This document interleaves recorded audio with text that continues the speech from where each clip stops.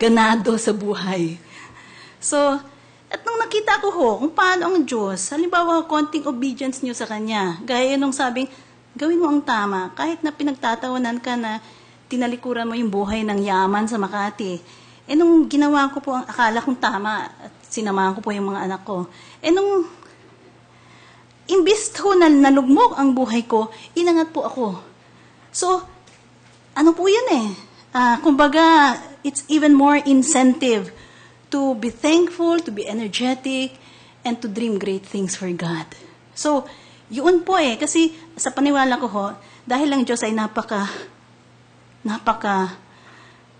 lucky po. We serve a great King. Paano tayo manghihina? Bakit hihina ang ating passion? Napaka tindi po ng kanyang passion for His people. Yun po ang dito po nanggagaling yung energy ko. Thank you, Justice. My last question. You show so much passion for work. You also show a deep sense of faith.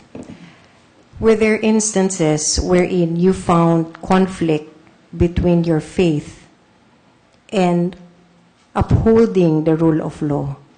And if so, how did you resolve it? And how do you intend to resolve it if you do find yourself in that situation? Ang unang okasyon ng pagtatanong ko ay nung nasa practice na po ako. At nakita ko po ang realidad na may mga willing naman pong magbaluktot ng batas upang pong mapuntahan ang kanilang objective. At nagtatanong po ako, Panginoon, kung ikaw ay napakabuting Diyos, paano po na ang evil intentions ng mga tao ay nananaig sa iba't ibang intensyon? So, ang nangyari po nakita ko po na ang plano ng Panginoon ay sa panghabang buhay at eternal po. Sabihin na nating manaig ng panandalian ang kasamaan. Hindi naman po yun forever. Titigil din po yan. At ang good at ay may nanaig. Pati ang reward po ng Diyos ay hindi lamang dun sa kasong hinahawakan ko. Pag magbuhos ho ng blessing ng Diyos is in every facet of your life. So hindi ka makakomplain. At pinapangako naman po niya na maaaring manaig sila sa panahong yun, ngunit mayroon pong sumpa ang dulot ng mga masasamang gawain. So, tama po ba na mag-compromise ako upang manaig sa panandaliang laban? Malinaw ho ang sagot sa akin hindi worth it. It is not worth it to do what you know is wrong. Ihohont ka nun hindi ka patutulugin ng konsyensya mo So, kailangan po na tuloy-tuloy na pananalig sa Panginoon. And nakita ko po ang pattern niya Babagsak ka ngayon, talo ka. But as events unfold, you will see yourself moving from success to success, victory to victory.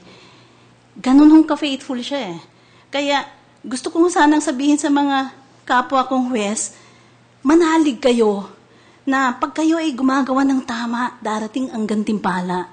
May mga momentary setbacks, pero lampasan niyo po yan.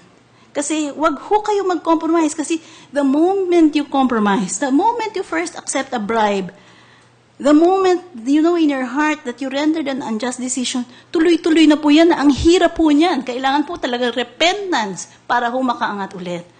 So, ito po ang aking experience sa buhay. Kaya, kung may mga conflicts ho sa faith na yon, you just go on po. Tingnan po natin ang long term. Kasi faithful rewarder po ang Panginoon. Thank you, Justice, for showing so much passion, and good luck. Salamat. Thank you, Mr. Chairman. Attorney Mejia, please. Thank you, Mr. Chairman. Magandang hapon po, Justice Magandang hapon po. Meilu Aranal Kagalang-galang Sereno. na Jojo Mejia po. Mula po sa isang professor to another professor, the first question I would like to ask you is, what's your guiding philosophy